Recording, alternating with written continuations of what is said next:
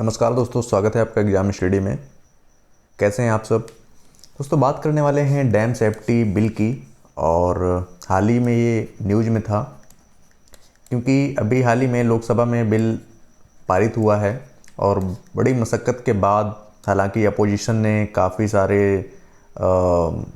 उसके ख़िलाफ़ क्योंकि ये बिल पास ना ऑब्जेक्शन किए, लेकिन फिर भी बिल पास हो गया। और क्या है ये बिल और किस लिए बनाया गया है, इन सभी चीज़ों के बारे में हम लोग डिस्कस करने वाले हैं। तो चलिए शुरू करते हैं। वाई न्यूज़ क्यों चर्चा में था? पार्लियामेंट ने बिल पास किया डैम सेफ्टी को लेके, और इस बिल को पास करने के लिए अपोजिशन की तरफ से एक तीखी जो प्रक्रिया है वो देखने को मिली। उन्होंने काफ़ी सारा ऑब्जेक्शन किया, लेकिन फ़िलहाल गवर्नमेंट ने ये संसद में बिल पास कर दिया है।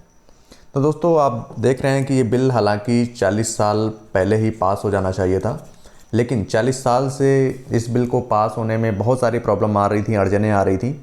और जिसमें से देश में टोटल 5344 के आसपास बांध हैं, डैम हैं, और जिनमें से 92% जितने भी बांध हैं उनका निर्माण जो दूसरे स्टेट हैं, यानी कि दूसरे स्टेट से आने वाले जल या नदियों के बीच में ही बनाया गया है और उसी के तौर पर बांध बनाया गया है।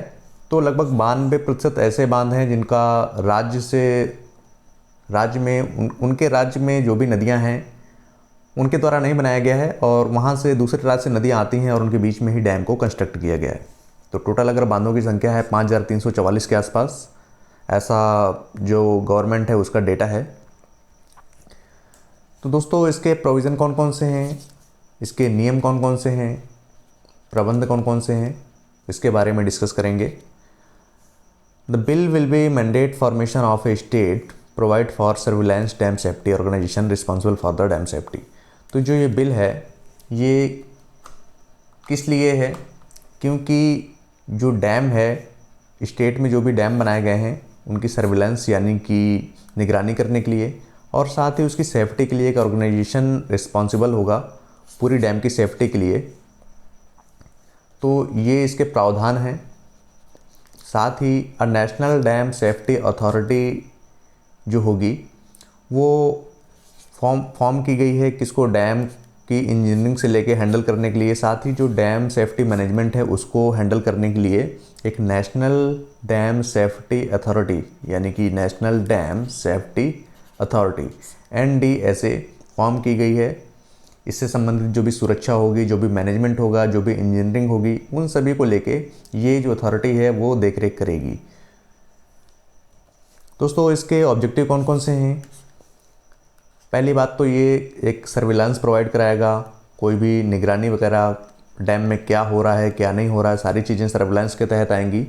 साथ ही इंस्पेक्शन किया जाएगा, देखरेख किया जाएगा, और उनको देखभाल किया जाएगा, चेक किया जाएगा कि कोई भी प्रॉब्लम ना आए।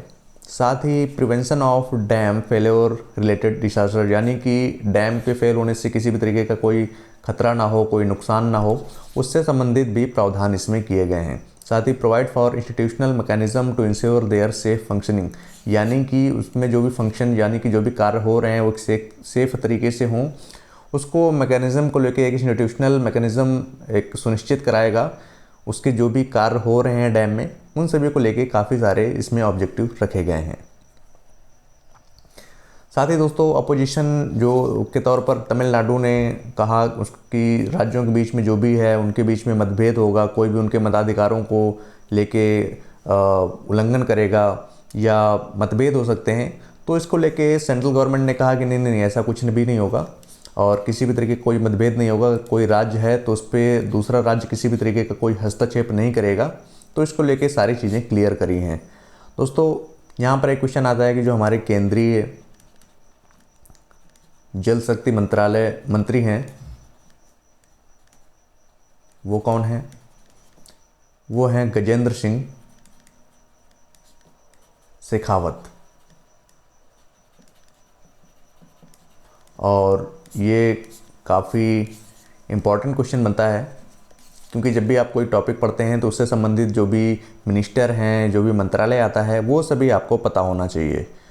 तो इसको लेके काफ़ी ज़्यादा चर्चा में था और ये बांध के लिए जो ये कानून है, ये जो बिल है, ये पास होना बहुत ज़रूरी था, क्योंकि जो भी उसकी सेफ्टी के लेके आप काफ़ी देखते हैं कि काफ़ी सारे जो बांध हैं वो पुराने हो चुके हैं और उनको देख रेख में उनके टूटने से संबंधित जो भी आपदाएं होती हैं उनको रोकथाम के लिए काफ़ी सारी चीज़ें ज़रूरी होती हैं।